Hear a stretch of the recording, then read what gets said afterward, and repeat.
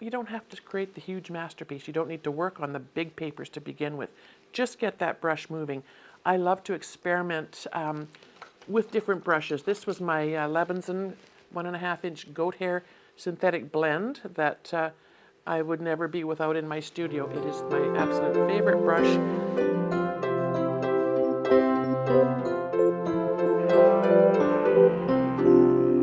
I'd like to welcome the Process Art Discovery audience for joining me today. I'm Lynda Norman. I'm a watercolor artist in the beautiful province of British Columbia. Today we're going to talk a little bit about what you can do when you've got painter's block. Today I'm starting with cleaning my palette. We'll move on from there in a moment.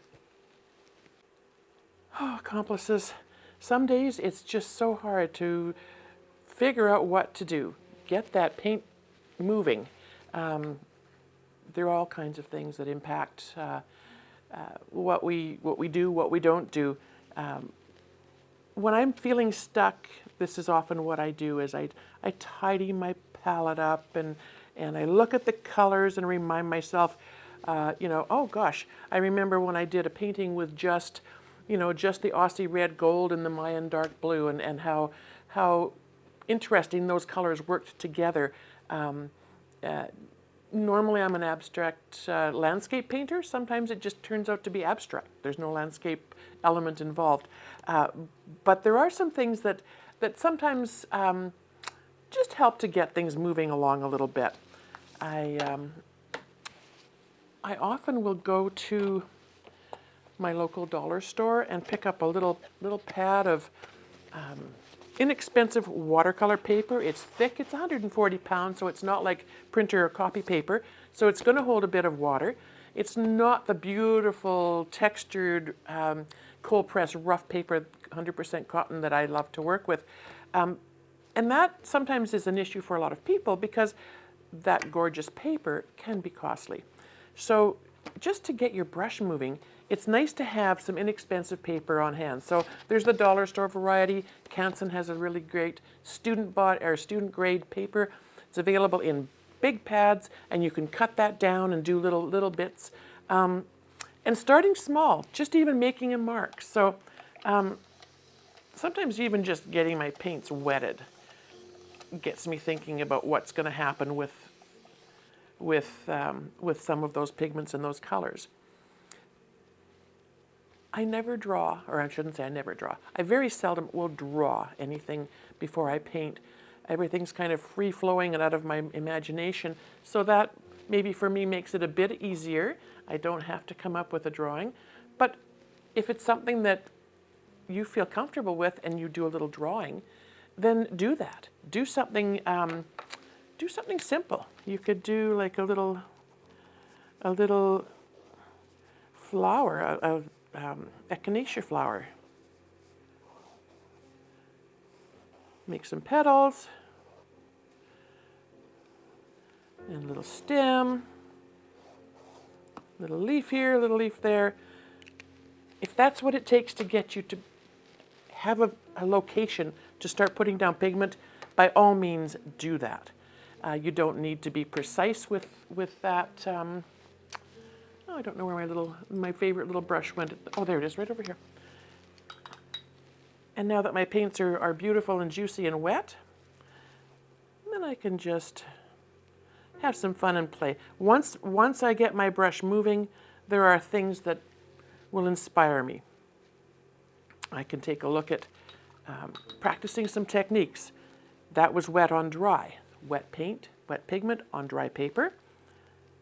If I was to fill some of those petals with water, then we move on to a wet on wet technique, and then you can experiment with the amount of pigment on your brush and how that flows. So if we put the dark in that area and watch it flow, that could inspire you to move on to something else or use that technique in a different setting, a different painting. You could add the darker colors into the wet pigment that we put for the wet on dry. You can also have a fairly thick pigment and just on the side of your brush and just sort of scrape that on. Practice your dry brushing technique. See what that feels like. You get that sort of textured look. Put another petal in there because it looked a little bare.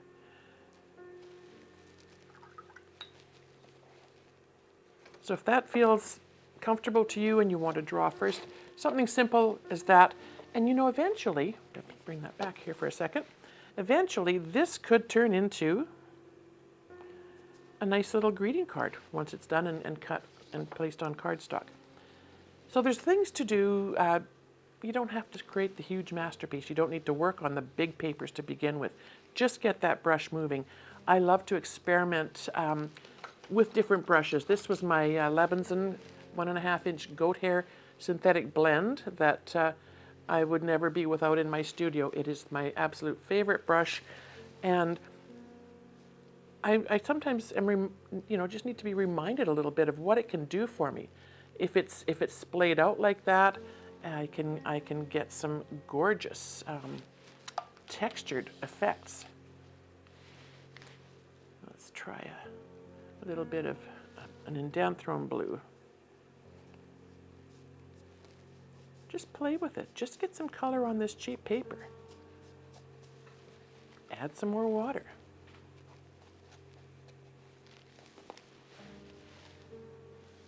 Practice your cloud techniques. Get some, we'll get some Mayan dark blue in there as well. And even though this is an inexpensive paper, it still gives you a nice place to put some color down. Play with the amount of water and paint that you want to put on your page. Practice dabbing out some clouds. Sometimes it just takes a little bit of playing around with the shape of your paper towel. Let's get some clouds in there. What happens if we put a bit more dark under the clouds?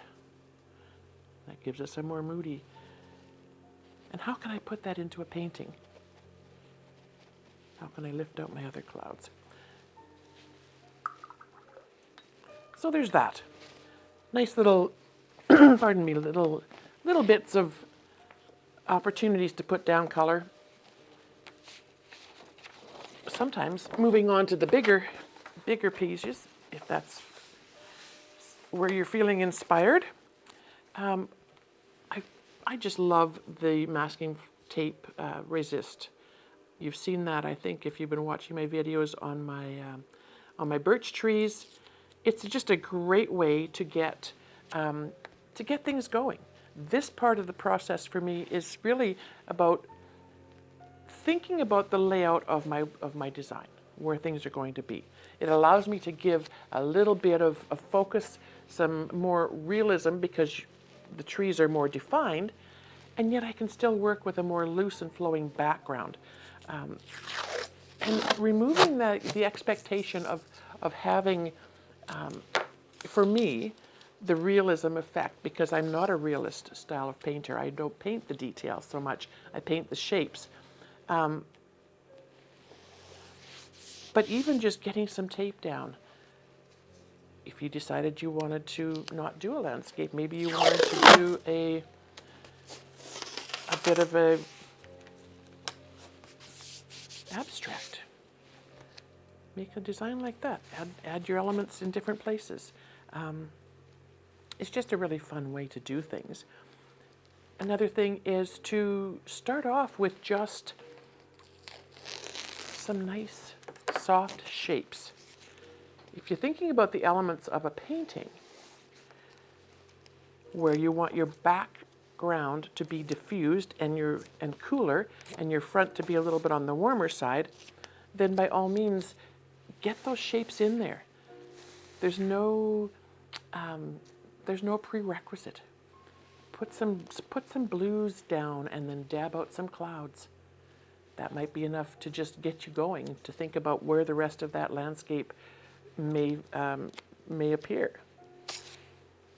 Again, when I do my birches, I like to add a little bit of interest and irregularity to the sides of them, so I will often add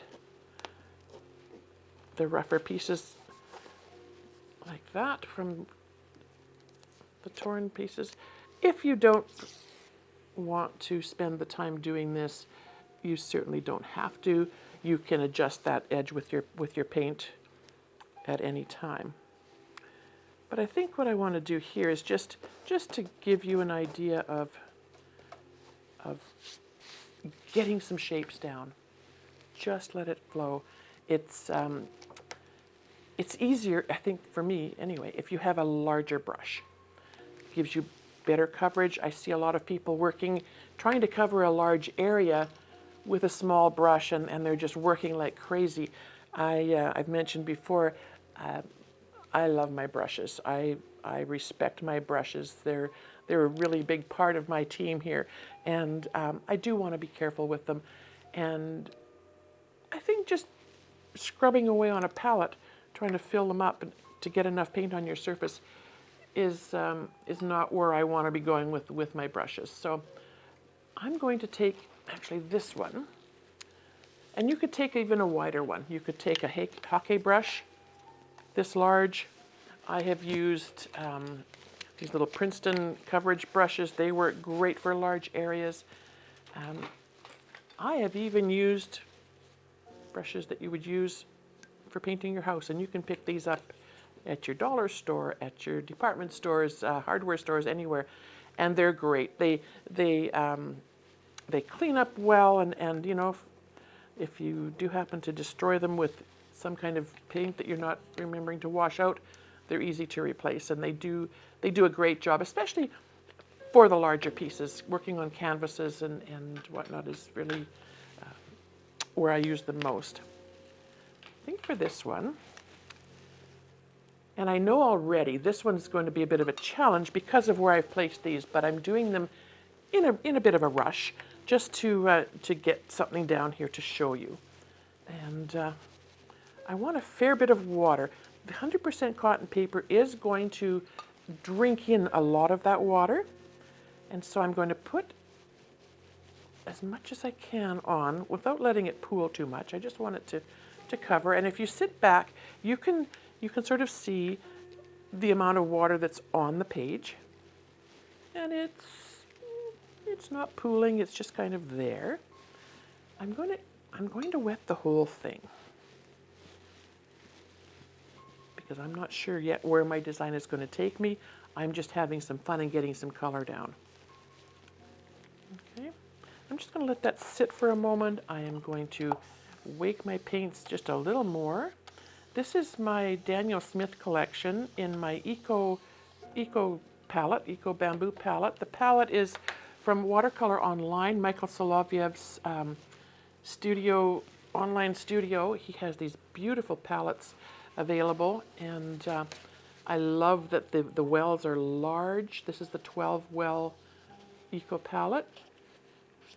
The pans are removable. You can refill them. There's nice big mixing spaces, and they are my favorite. They come in different sizes. Actually, I have a different one here. I probably won't be able to reach it now after I put it way out there. It's a thank you. This is a 10 well, and it's got my new Rockwell paints in, and we'll do something with that in another video as well. Now that I've got them out in a palette where I can access them better. When I did the demo with the Rockwells, I did them just out of the tube, which was kind of fun. But this will help us with bigger painting. But these are the little Eco palettes. This is called a plein air palette. It's nice to travel with, lightweight, and really fun to work with. All right, so I've chatted a bit. My paper has absorbed a fair bit of that water. My paints are quite juicy. The Mayan Dark Blue is kind of where I go to for my skies. And I want my brush to be fairly wet. You can see here, there's lots of juicy paint in that well, and I've got lots on my brush. And I'm just going to bring that across.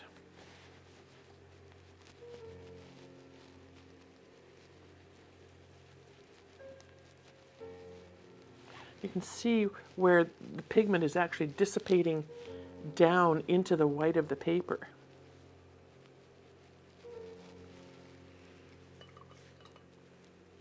And I don't really want this to be a nighttime painting, so I'm going to lift out some of that blue with my paper towel, but I'm also going to add a little bit of the quinacridone gold, and that will give us a sense of the horizon line where there's perhaps a bit of sunlight happening. And I'm just, as I say, working with shapes.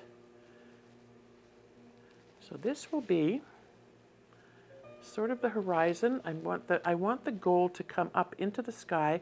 The quinacridone is lovely because it does have that tendency to push away other pigments, and you can see that happening. Now I've got this really mucky paper towel. I'm just going to fold it gently. I like that once the paper towels are a bit damp, they're more malleable and more able to give a softer edge, and sometimes that's kind of what I like for my clouds. And so I'm just going to form some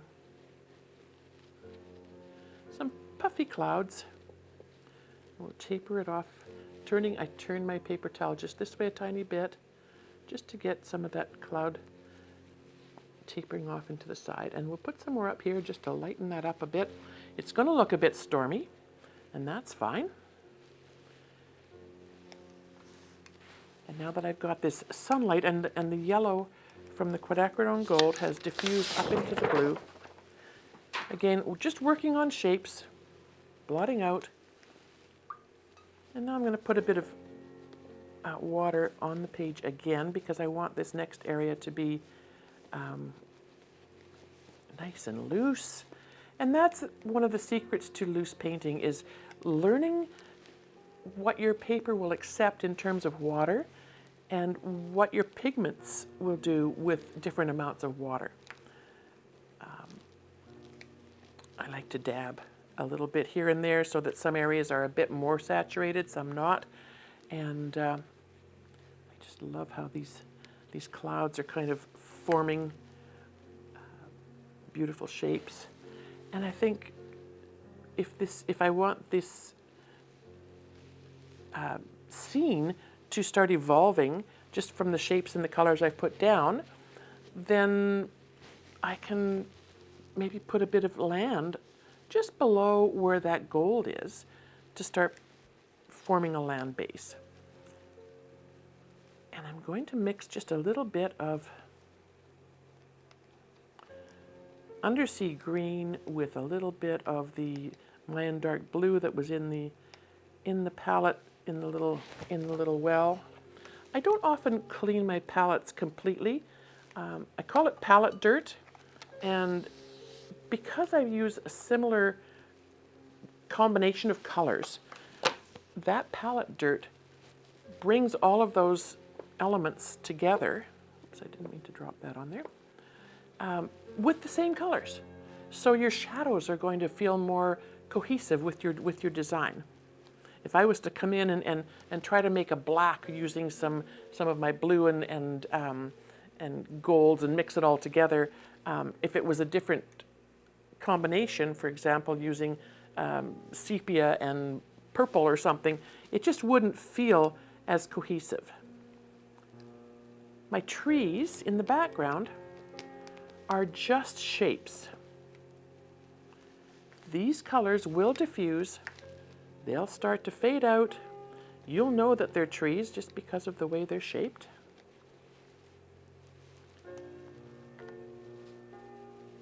You can put a little bit of definition again there along that tree line. I just dab it in the deep color without mixing too much water. I just am bringing pigment straight from my palette, and that gives us a sense of shadow. And that can be with your blues and your greens, or just your greens. You can see here where the pigments I've drawn them down a tiny bit into the, and you know, very often I will paint a lake or a river, but I think today I want to do a meadow. Let's try a meadow. And I'm just going to bring a little more water to allow those colors just to blend down.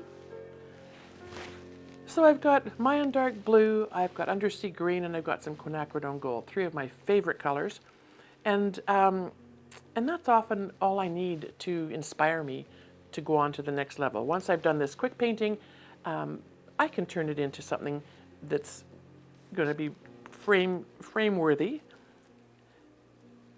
But I just used my three colors, and I've been inspired perhaps to go on and do another design using some different colors and playing with those and seeing what happens with those pigments.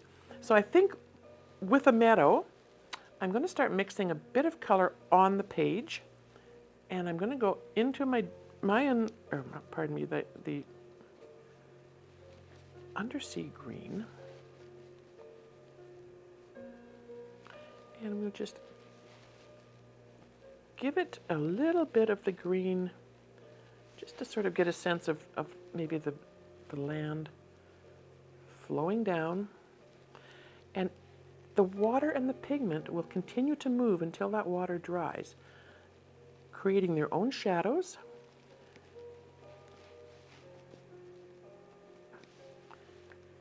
And we're going to go in with just a little bit of the quinacridone gold, and I'm going to mix that slightly with the green, and then just a tiny bit of the blue.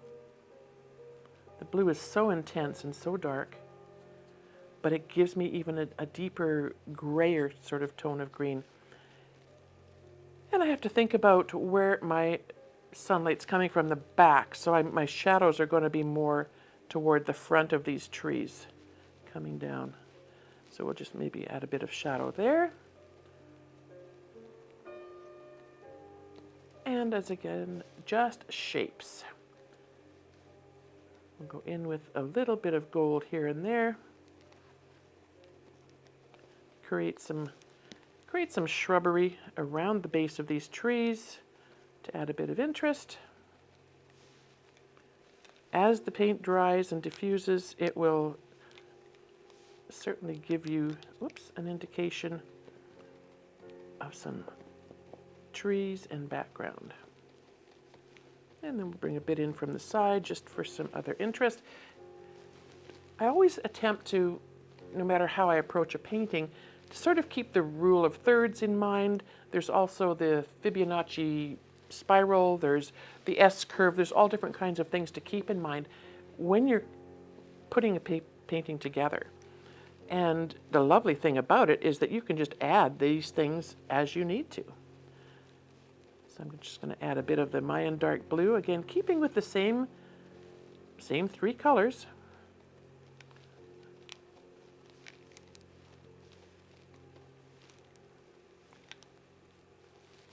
And